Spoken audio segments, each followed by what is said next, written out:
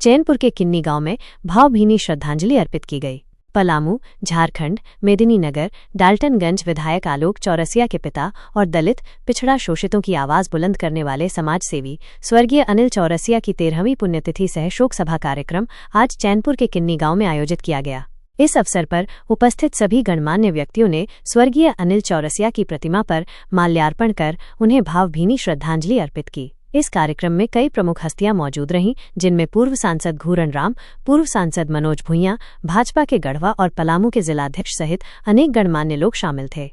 डाल्टनगंज विधायक आलोक चौरसिया ने अपने पिता को याद करते हुए कहा कि वे उनके बताए मार्ग पर चलकर लोगों की सेवा कर रहे हैं। उन्होंने भावुक होकर कहा कि ये उनके पिता का ही आशीर्वाद है कि यहाँ की जनता ने उन्हें तीसरी बार विधायक बनाने का काम किया है। आलोक चौरसिया ने कहा है कि वो अपने पिता की बनाई हुई विरासत को आगे बढ़ाने का काम करेंगे। उन्होंने ये बात अपने पिता स्वर्गीय अनिल चौरसिया की 13वीं पुण्यतिथि सह शोक सभा के अवसर पर कही, जो चैनपुर के किन्नी गांव में आयोजित की गई थी। आलोक चौरसिया ने अपने संबोधन में कहा कि उनके पिता, जो दलित, पिछड़ा और शोषित वर्ग की आवाज थे, उनके बताए मार्ग पर चलकर ही वो लोगों की सेवा कर रहे हैं। उन्होंने ये भी कहा कि उनके पिता के आशीर्वाद से ही यहाँ की जनता ने उन्हें तीसरी बार विधायक चुना है।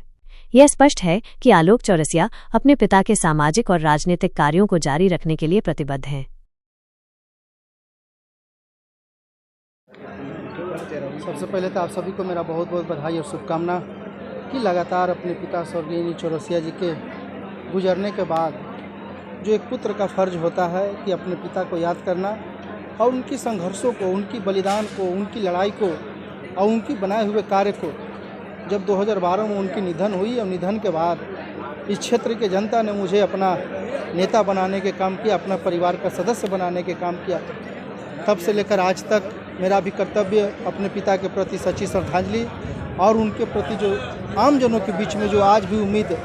खिला हुआ है। आप देखे होंगे कि इतना हजारों का हुजूम, हजारों कार्यकर्ता, जनता क्षेत्र के लोग उपस्थित होकर अपने नेता के सच्ची श्रद्धांजलि देने के लिए उपस्थित हुए हैं। मैं सबसे पहले अपने पिताजी की इस पुण्यतिथि की मैं आप सबों के ओर से सच्ची श्रद्धांजलि देते हुए यहाँ पे उनके याद करने के लिए उनकी इस कार्यक्रम में आए सभी लोगों को मेरा शुभकामना और बधाई है कि इतनी तपती धूप में भी 44-42 डिग्री के तापमान में भी आप तमाम लोग इस कार्यक्रम में बराबर आकर सफल कराने के काम करते हैं और अपने नेता को, संघर्षों को याद करने के काम करते हैं। आज हम अपने आप को गौरवान्वित महसूस करते हैं कि मैं वैसे